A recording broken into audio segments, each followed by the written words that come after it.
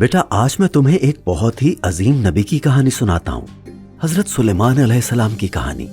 کیا تم جانتے ہو اللہ نے انہیں ایسی نعمتیں اور معجزات دیے جو کسی اور نبی کو نہیں ملے؟ نہیں ابو، کون سے معجزات؟ اللہ نے حضرت سلیمان علیہ السلام کو جنوں، ہواؤں اور پرندوں پر قدرت عطا کی تھی۔ وہ پرندوں اور جانوروں کی زبان بھی سمجھ سکتے تھے۔ واقعی پرندوں کی بولی سمجھنے میں تو بہت مزہ آتا ہوگا۔ کیا آپ مجھے کوئی خاص واقعہ سنائیں گے؟ بالکل۔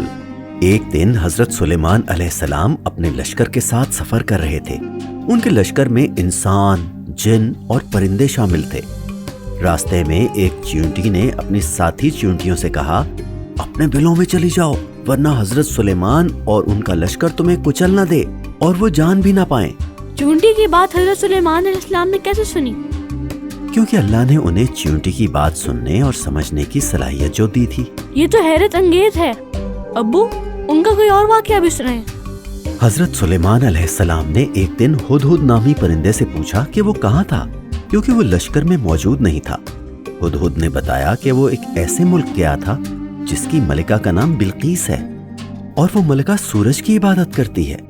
حضرت سلیمان نے ملکہ بلقیس کو ایک خط بھیجا جس میں انہیں اسلام قبول کرنے کی دعوت دی۔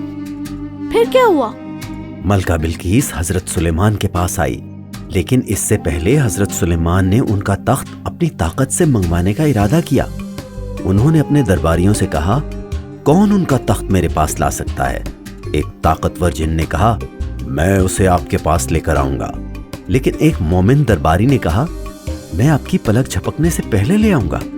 کیا وہ واقعی ایسا کر سکا؟ ہاں بیٹا، اللہ کے حکم سے تخت فوراً حضرت سلیمان کے پاس آ گیا۔ جب ملکہ بلقیس آئیں تو انہوں نے دیکھا کہ ان کا تخت حضرت سلیمان کے پاس ہے۔ یہ دیکھ کر وہ ایمان لے آئیں اور اللہ کی عبادت کرنے لگی۔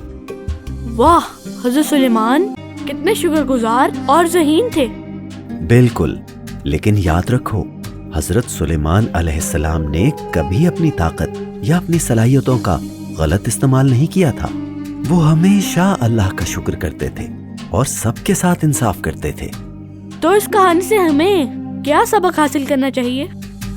دیکھو بیٹا، اگر اللہ ہمیں کوئی طاقت یا صلاحیت دیتا ہے تو ہمیں اس کا غلط استعمال نہیں کرنا چاہیے، کیونکہ طاقت کے ساتھ ذمہ داری بھی آتی ہے جسے انصاف کے ساتھ نبھانا پڑتا ہے، اور ہمیں اللہ کے احکامات کے مطابق ہی زندگی گزارنی چاہیے۔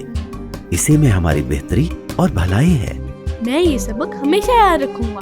ابو جان، آپ کا بہت بہت شکریہ، آپ نے ایک خوبصورت کہانی مجھے سنائی۔